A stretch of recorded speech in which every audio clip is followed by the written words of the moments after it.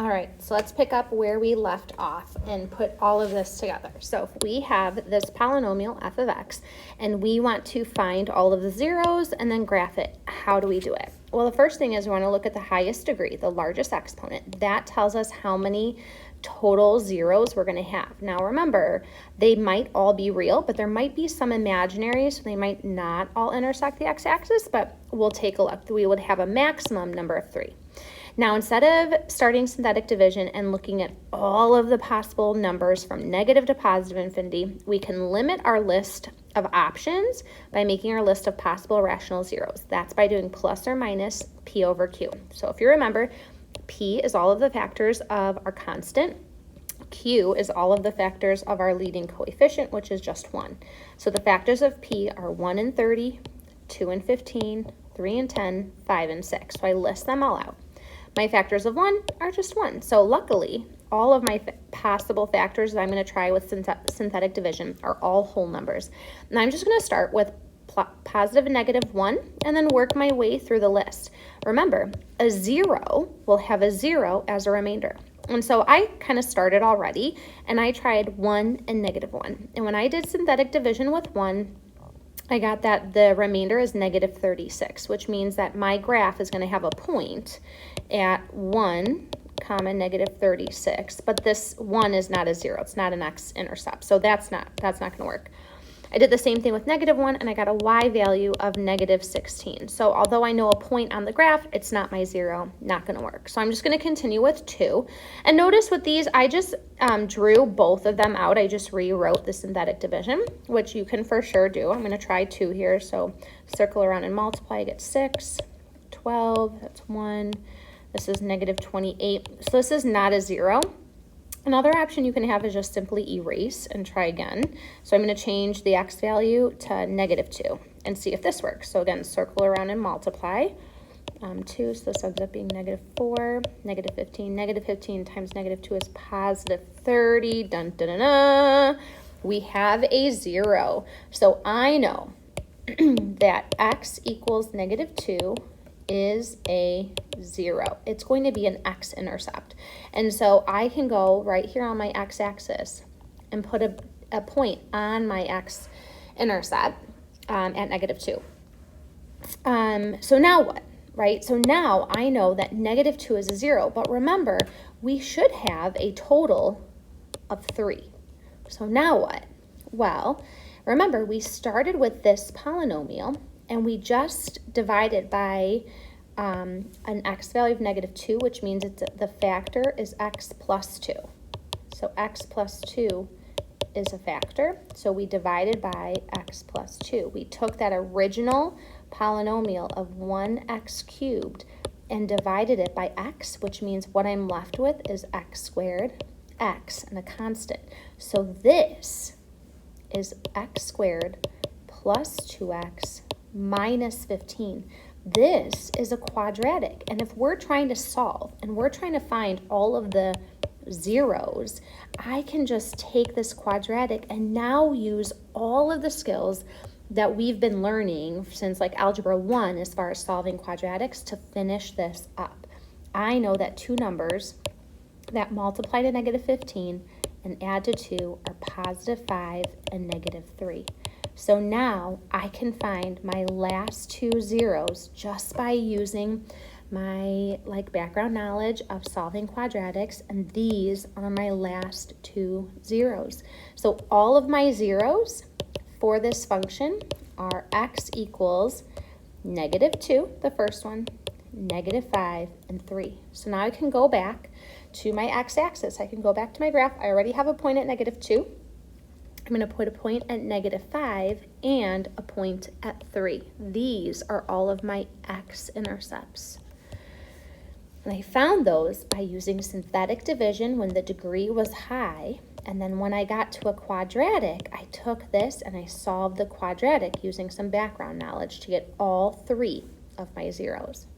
Now to finish, part D says sketch it. Well, I have all my zeros. Now I just need to remember my end behavior. Well, if we look back at our original polynomial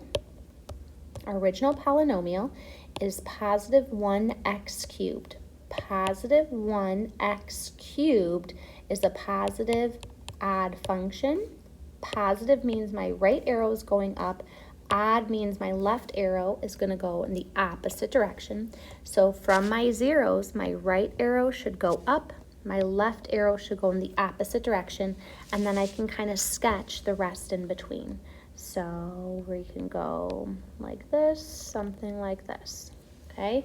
And connect. It's not going to be perfect, but we can get a general idea of what's going on.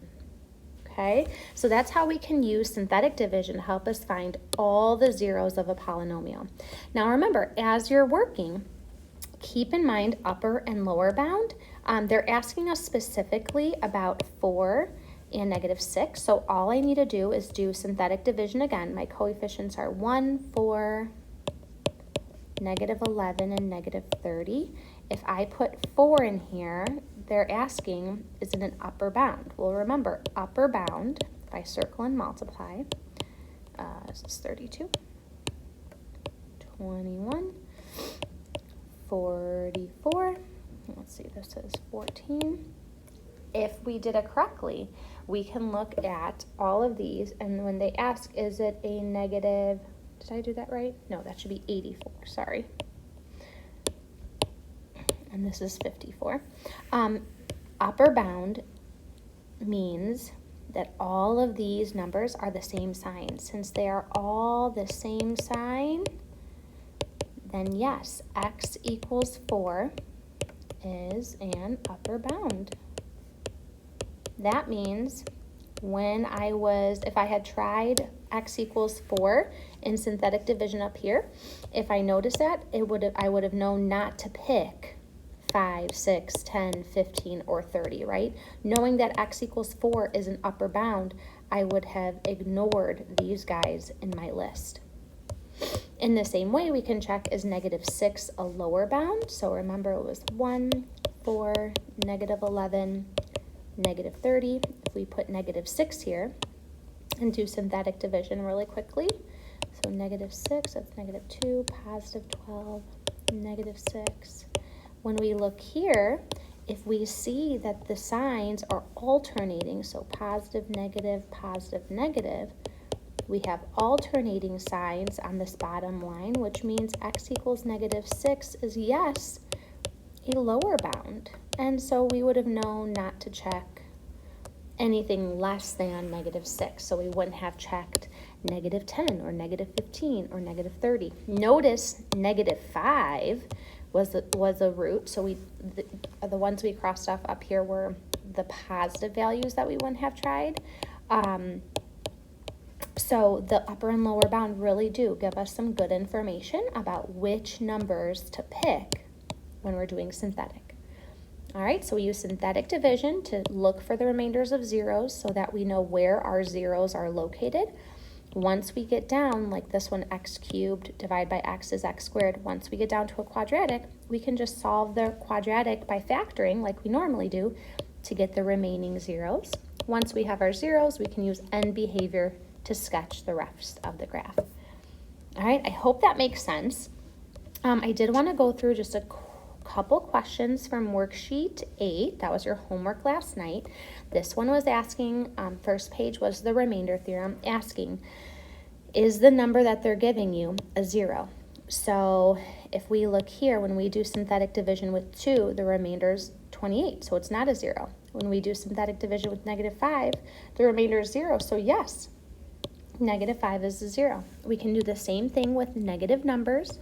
Just watch your algebra. When you circle around and multiply, look at the work that's done on the side of distributing the 5i. I squared is negative, and so we get that -25. And then again, circle around and so on. So take a look at this work here. It shows you all the steps that you need to work with those negative or those imaginary numbers. Same thing if you have a complex like 6 plus I, 6 minus I. Remember, imaginary roots come in pairs. So if 6 plus I is a 0, then its conjugate has to be a 0 as well. And we can see that algebraically here. Okay, so the factor theorem does the same thing. It just asks, instead of a number, it asks if this binomial is a factor. So if we set x minus 4 equals a 0, we try positive 4, not a factor.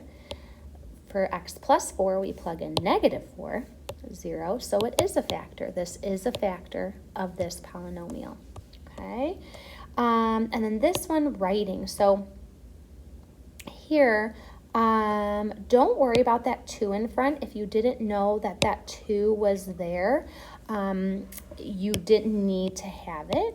So I would have been fine if you left it, if you just combined your like terms and factor that 2 out. But the 0, if a 0 is 2, the factor is x minus 2. If the 0 is 3, it's x minus 3, and then x plus 4. This is factored form, and then we multiply the first 2, and then multiply the next ones, combine like terms. Same thing here. If the 0 is 1, it's x minus 1. For this one, this answer key kept it as x minus 3 halves. I would have preferred 2x minus 3, so when you multiply, you get that. So if you did it this way, x minus 1, 2x minus 3 times x squared, when you FOIL this, 2x squared minus 3x minus 2x plus 3 would have been 2x squared minus 5x plus 3, and then we're going to multiply all of this by x squared. So another answer that I would have accepted is 2x to the 4th minus 5x cubed plus 3x squared. All right, I hope that writing equations went well. Again, you see that they moved the factors into whole numbers here to make the multiplying better. So make sure you guys do all of worksheet 8, check your answers, and then moving forward, your homework for tonight is worksheet 9.